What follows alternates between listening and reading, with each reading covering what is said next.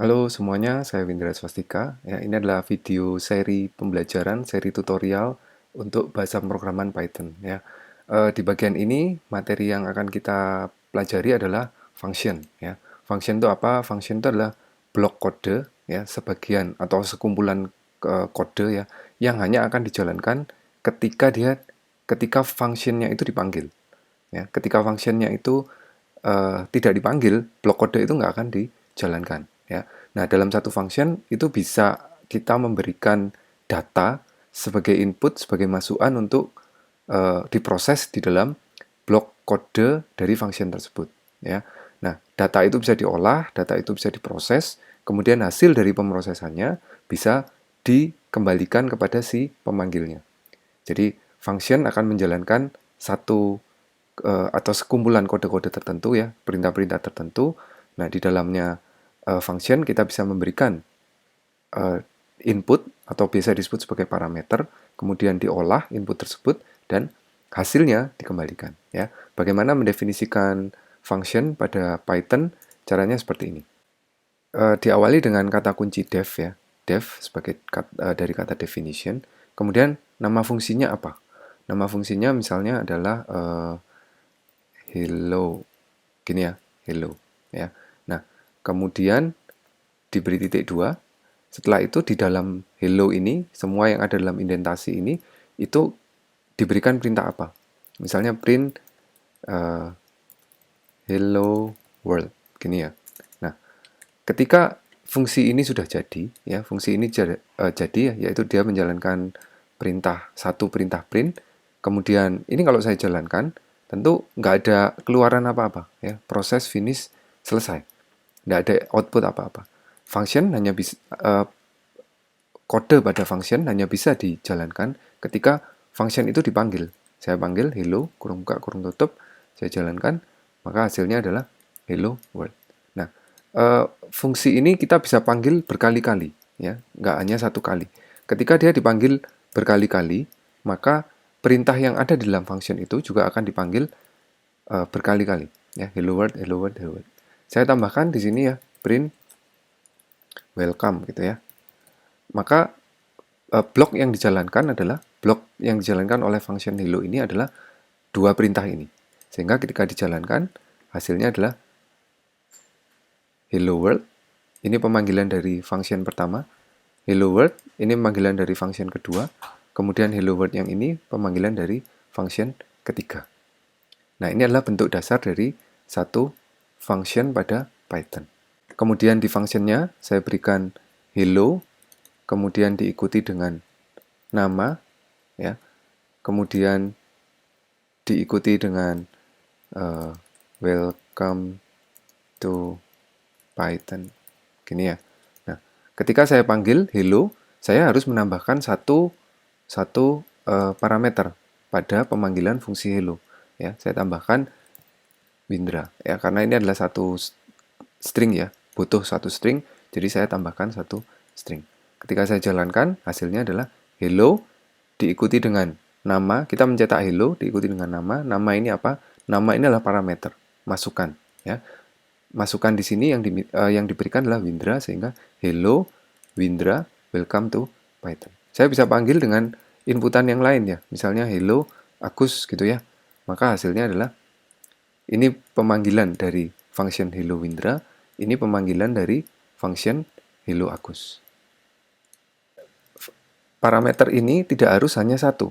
Ya, kita bisa aja tambahkan parameter yang lain, misalnya nama, kemudian atau nama depan gitu ya, nama depan dan nama belakang misalnya. Jadi di sini hello nama depan misalnya, ya. Hello nama depan, kemudian misalnya diberikan lagi print uh, nama belakangnya. Jadi nama belakangnya dicetak juga ya. Nama belakang.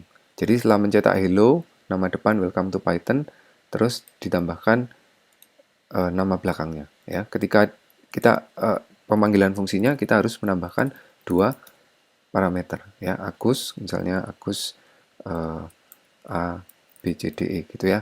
Kemudian kita jalankan, maka hasilnya adalah pemanggilannya hello Windra, welcome to Python. Ini adalah dari perintah ini. Kemudian swastika ini muncul karena perintah print nama belakang. Nah, bagaimana kalau misalnya jumlah parameter ini tidak tentu gitu? Bisa 2, bisa 3 gitu ya, bisa 4 atau bisa berapapun. Nah, kita bisa membuat jumlah parameter ini dengan dimasukkan berapapun ya, input berapapun dengan menggunakan bintang ya, bintang kemudian diikuti dengan nama parameternya. Misalnya atau angka gitu ya. Bintang angka. Nah, ketika kita masukkan bintang angka seperti ini perintahnya saya hapus semua ya. Nah, kita bisa memasukkan berapapun angka yang kita inginkan. Ya, berapapun jumlah yang kita inginkan. Hello angka, misalnya kita mau menampilkan 2 angka terakhir gitu ya. Maka perintahnya adalah print ya, print angka angka yang misalnya angka yang keempat gitu ya. Angka yang keempat, maka hasil yang keluar adalah 2 ya. Ini 0, 1, 2, 3, 4 ya.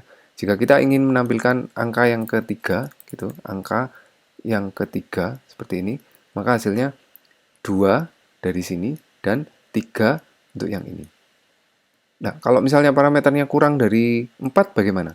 Kalau parameternya kurang dari 4, hasilnya adalah error gitu. Kenapa? Karena di sini angka ini di parameternya hanya ada 3, sementara dipaksa menjadi 4 ya. Nah, dengan menggunakan tanda bintang ini kita bisa memasukkan berapapun jumlah input yang diinginkan ya. Ini bisa juga menggunakan list ya, menggunakan satu list ya. Kalau saya menganggap ini satu list ya, maka saya masukkannya masih ingat ya list dengan menggunakan kurung kotak ya. 1, 2, 3, 4. Nah, ini parameternya hanya satu, tapi berupa list. Di dalamnya list ini ada beberapa data ya. Kalau saya ini diasumsikan atau dianggap sebagai list, maka saya bisa katakan mencetak ya atau menjumlah semuanya ya. Saya jumlah semuanya, print ditelusuri ya dengan menggunakan for x in angka ya. Kemudian jumlah saya berikan nilai awal 0, kemudian jumlah sama dengan jumlah ditambah angka yang ke x ya. Konsep dari for masih ingat ya. For itu akan melakukan penelusuran dari data pertama ya sampai dengan data terakhir. Jadi akan ditelusuri 1, 2, 3, 4, kemudian jumlah mula-mula 0, terus ditambah dengan angka yang x ya. Bukan angka x, tapi x ya. Karena nanti akan ditelusuri 1, 2, 3, 4 ya. Jumlah tambah 1, kemudian hasilnya 1, terus 1 ditambah 2, hasilnya 3, 3 ditambah 3, hasilnya 6, 6 tambah 4, hasilnya 10 ya. Kemudian hasilnya saya print jumlah. Nah, ketika kita jalankan ya, Ctrl R, ketika dijalankan maka yang keluar adalah angka 10 dari print jumlah ya, atau misalnya di sini jumlah titik 2 plus str ya, karena bilangan numerik ya, jumlah 10. Nah, kalau saya ubah di list ini, misalkan ini saya ubah 4 ya, ini saya ubah 4, ini saya ubah 4, jadi 4-nya ada 4, maka hasilnya keluarannya adalah 16. Nah, fungsi itu, function ya, itu kita bisa selain ini hanya mencetak ya, perintahnya hanya mencetak. Nah, sebenarnya bisa kita kembalikan. Nilainya bisa kita kembalikan dengan menggunakan perintah return. Return jumlah. Nah, ketika dia return di sini, maka kita perlu menyimpannya ke dalam sebuah variabel. A sama dengan, mungkin biar lebih mewakili, saya sebut sebagai jumlahkan. Ya. Jumlahkan 4, 4, 4, 4, hasilnya disimpan pada A. Nah, di sini kita bisa mengolah A, misalnya kita mau mencetak nilainya A. Ketika dijalankan, maka hasilnya 16, ini keluar dari hasil dari perintah print A. Nah, seperti itu ya, contoh penggunaan atau contoh mendefinisikan function pada Python. Di sini function ini punya satu parameter yaitu angka di mana angka ini tipenya adalah list atau tipenya adalah sekumpulan data dalam bentuk tipe data list. Di dalam function ini kita melakukan satu proses, yaitu kita lakukan iterasi perulangan mulai dari data pertama sampai dengan data terakhir. Kemudian setiap angka yang ada di dalam list ini akan dijumlahkan dan hasilnya disimpan pada variabel jumlah. Kemudian di akhir dari function, jumlah ini dikembalikan kepada pemanggilnya. Pemanggilnya siapa? Yaitu A. Jadi nilai A di sini adalah jumlah dari ini semua. Oke, seperti itu function pada Python ya. Kita lanjutkan di video berikutnya.